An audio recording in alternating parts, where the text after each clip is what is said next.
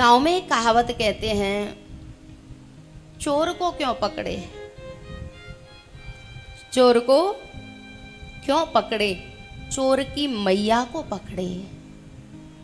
कैकई वंदिता है या निंदिता है, इसका निर्णय तो कैकई के बैकग्राउंड से मिलेगा। अब कुछ लोग तो कैकई को निंदिता कहते हैं, कुछ वंदिता कहते हैं, और हर मन में ये द्वंद रहता है। अगर कैकई वंदिता है तो परमात्मा को जीवन से क्यों जाना पड़ा, और यदि कैकई निंदिता है तो परमात्मा उसका बेटा बन के क्यों आया। हाँ या ना, दोनों ही बातें हैं ना। अगर वंदिता है तो कितना बड़ा अनिष्ट हुआ, विचार करके देखो।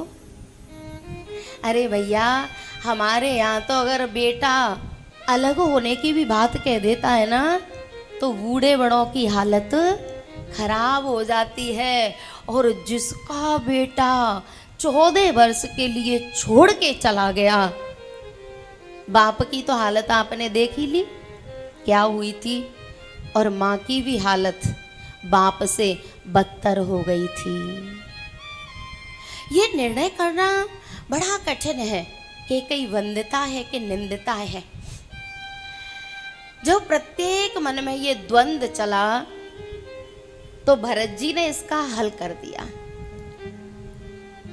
भरत जी ने एक बात कही है, कारण ते कारजो कठिन, होय दोषो नहीं मोर। कारण ते कारजो कठिन, होय दोष नहीं मोर। कुलिस अस्तिते उपलते, लोह कराल कठोर। कार्य को देखकर कारण का अनुमान लगाया जाता है। राजन जी, कार्य को देखकर कारण का अनुमान लगाया जाता है। अब यदि कैकई वंदिता है तो ऐसा क्या कारण बन गया कि ये इतना बड़ा अनर्थ हुआ, और यदि निंदिता है तो क्या कारण बन गया कि राम अपनी मां से ज्यादा कैकई को प्रेम करते हैं। जब राम लंका से लौट के आए हैं ना, रावण का वध करके, तो भरत के बाद सबसे पहले कैकई से मिले हैं। प्रभु जानी कैकई लजानी, सबसे पहले गए हैं। तो भरत जी ने एक बड़ी प्यारी बात कही, बोले कार्य से कारण का अनुमान लगाया जाता है। जो वज्र होता है ना, वज्र हड्डी में से बना था, दधीच ऋषि की हड्डी में से बना था। और मैं एक बात बताऊं, हड्डी ज्यादा मजबूत नहीं होती है, हड्डी ज्यादा मजबूत नहीं होती है। थोड़ा सा वजन पड़ जाए ना तो 3 जगह से क्रैक होती है। सोचने की बात है। लेकिन वज्र कितना कठोर होता है, हैं? पत्थर से ही लोहा निकलता है, लेकिन पत्थर तोड़ने में ज्यादा मुश्किल नहीं होती, पर लोहे को तोड़ने में बहुत मुश्किल होती है। तो इस बात का निर्णय नहीं हो पाएगा कि कैकई वंदिता है कि निंदिता है। फिर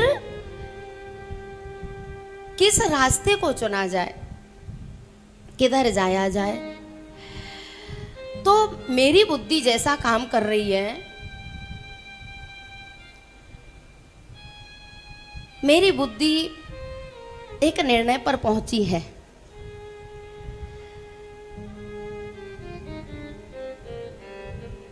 जीव की कामना ही, जीव की कामना ही उसको वंदनीय होते हुए भी निंदनीय बना देती है। कामना ही। भागवत जी में एक बात कही है, आशा ही परमं दुःखम नैराश्यम परमं सुखम यथा संच्छिद्य कांताशां सुखम शुष्पापि पिंगला। ये हमारी कामनाएं, ये हमारी वासनाएं हमें वंदनीय होते हुए भी निंदनीय बना देती हैं।